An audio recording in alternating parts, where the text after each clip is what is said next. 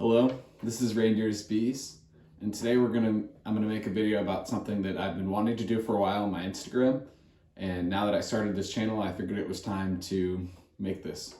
So I'm gonna call this video "So You Want to Be a Beekeeper." I can't tell you how many, not hundreds, but I've heard 10 plus people tell me, I've been thinking about getting into beekeeping, and a lot of them never do it.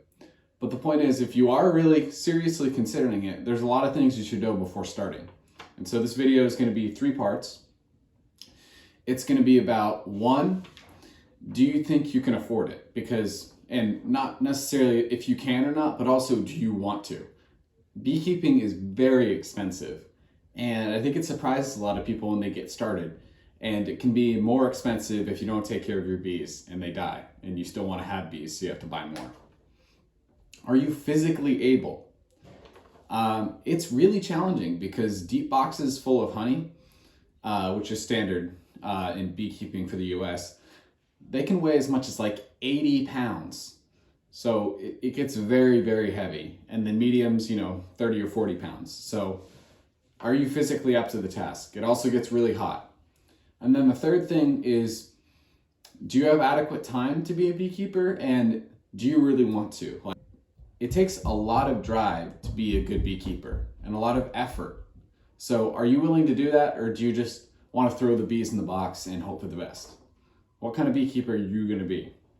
So part 1, are you willing and able to spend all this money on beekeeping, the equipment, the actual bees? There's 100 small tools and gadgets you can get. So yeah, do you have the money for it? Do you want to spend your money on that?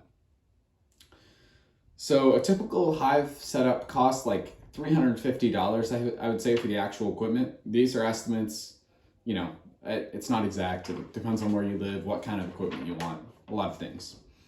And then I'd say at least, $200-ish for the suit, veil, gloves, hive tool, and some other small stuff. Maybe you'll get like a bee brush. And you never want to have just one hive tool. Quick tip, definitely buy 2 or 3.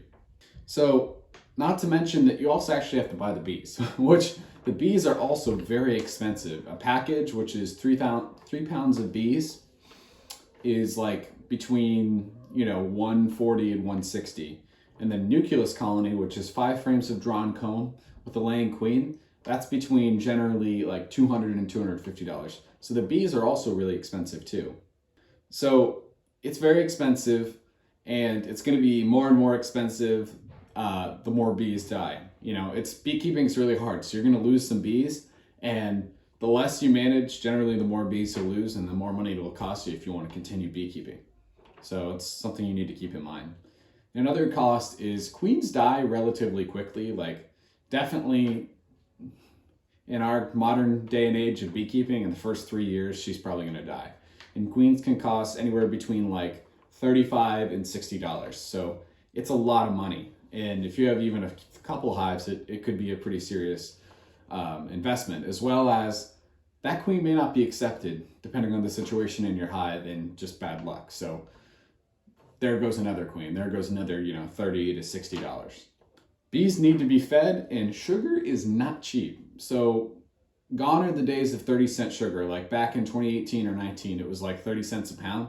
Now it's closer to like 50 cents. And while that may not seem like a lot, like here in Maine, let's say you only had 5 hives, and some years we just don't get any fall flow, like at all. So your bees are going to die over the winter if you don't feed them in that fall period.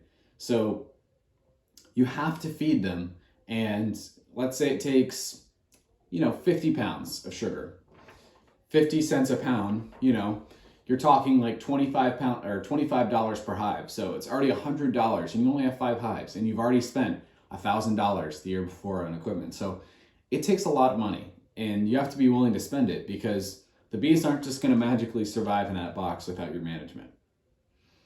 And something to keep in mind is, are you really serious about this? Because most beekeepers quit in their first or second season because it's hard, because they don't have a mentor, or they feel like they don't know what they're doing and they don't want to keep wasting money. So a lot of people quit in their first or second year. So I'd say part 2, are you physically able? Because beekeeping, it's physically daunting. you have to be picking up those heavy honey boxes every year because almost everywhere, gets a honey flow. So your bees are going to get heavier at certain times of the year. You may have to pick up deep boxes of honey, which is closer to 80 pounds, and mediums, 30 or 40 pounds. So it's a very heavy weight. And it's not easy on your back, I can tell you that much. And I'm a young buck, so just keep that in mind. It's really heavy and physically challenging. So if you have shoulder or back problems, this Langstroth beekeeping may not be for you. There are other alternative hives that may make it possible for you to keep bees, but the general Langstroth hives can be pretty challenging for a lot of people. So at the height of the summer, it gets very hot and you're in your bee suit. So to describe it vividly, you're out in the sun, it's 90 plus degrees, and you're wearing an extra layer of clothing, your bee suit, probably pants, especially if you're a new beekeeper, you should wear some protection. And you're walking around with a tin can full of fire, otherwise known as a smoker. So it's really hot and it doesn't get better. I mean, you get more used to it, but it's still, it doesn't feel great, when you're covered in sweat after being in the bee yard even for a half hour. So you have to keep that in mind, especially if you live in the South, it's even worse, hotter more of the year. So yeah, the hot times of the year can be the dearth period. So if it's a dearth, there's no nectar and pollen for your bees, and you haven't treated for mites because the honey flow just ended, you can't put it off. Sometimes you can't wait for the weather to cool off. It's just too important to get into those bees now to do some management. So sometimes you're really gonna have to go out there when it's really hot, even if you don't want to. Otherwise, your bees will likely suffer. And the other thing to think about is, are you allergic to bees? Are you very sensitive to bee stings? I know it still really hurts, but for me, I've just come to get used to it over time. I mean, I love beekeeping, so I'm willing to get stung more. Like that's the bottom line for me. But are you allergic and do you have an anaphylactic reaction? Anaphylactic reaction meaning it's not local swelling. It like closes up your throat and you start to not be able to breathe and you get hives. So that'd be an anaphylactic reaction. And those can be pretty deadly. So hobby beekeepers are in the worst spot with that because we get stung more than your average person because we have bees, but we also don't get stung as much as a commercial beekeeper. And this leads to the Goldilocks of terribleness in the sense that we get the perfect amount of stings to develop an anaphylactic reaction to bee stings. So maybe you've taken 30 bee stings over the last 3 years, and then your 31st bee sting, that's the one that kills you. It could be literally any bee sting. I don't want to scare you, but it can happen and it has happened to other people. So you can develop an anaphylactic reaction and you might already be allergic. For me, I never had a anaphylactic reaction. My grandfather is a pediatrician and he said that I have a toxic reaction, which just meant when I got stung my first couple years, I would swell up so much. One time I was stung on my hand 2 or 3 times in the early spring. And what happened was my fingers swole all the way up so I couldn't move them. And it swole all the way up to my elbow. And luckily I was fine because it wasn't an anaphylactic reaction, but I couldn't go to school that day. It was so bad. So eventually I got stung enough times that the 3rd year, my first time I got stung on my hand, which was the main issue, that's when it really swole up, I didn't swell anymore. For whatever reason, I just stopped swelling because I had enough immunity. And I keep hoping that bee stings will hurt less the more I get, but still hurts just like it did the first year. So I don't know if that will ever go away. It will never go away fully, but hopefully I get more used to it. So we'll see. So part 3, do you really want to be a beekeeper? And do you want to put in the time, energy to spend, being a beekeeper? It's a lot of work. And you may say, well, I only have 1 hive. But that still means you need to carve out, like if you're a first year beekeeper, I think like about a half hour every week. Or, some weeks can be shorter or not have an inspection. But you have to be willing to make that time to get into your bees. And especially if you have a full-time job, you've got probably 2 days to look at your bees because you can't look at them after work because it's just too late in the day. So you have to make time for your bees, and otherwise you're going to lose a lot of money and your bees will probably die. That's what happens for most people. Bob Binney, he has his own YouTube channel. He says, be tenacious. That's the one most important thing for a beekeeper. You have to be willing to accept your failures and continue to learn from them and be a better beekeeper because it's not going to happen overnight. You're going to have failures. Even the most successful people have a lot of failures before they feel like they've done well. So you're going to fail, learn from it, and try to prevent your future mistakes. Anticipate what the bees need. The stream team talks about what similar topic as I am today: intentional beekeeping. Don't throw your bees in a box and expect them to survive. There's going to be a lot of things they need from you as a beekeeper to thrive. So plan ahead. Every winter, I sit down and I write some goals, and I write down, how many hives I want and what equipment I'm going to need to get it. So that way I have it before the bee season starts. So make sure you plan. Greg Burns says this all the time. If you fail to plan, then you're planning to fail. So make sure you plan, otherwise you're screwed in the long run. It really doesn't go well most of the time. Maybe you're able to get by sometimes if you don't plan for your equipment needs, but it's going to come back to bite you at some point. So the other thing with beekeeping is you have to always be learning.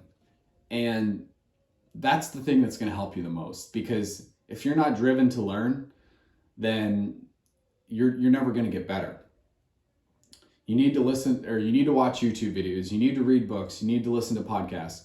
Find a medium that you like to learn your information and milk it dry.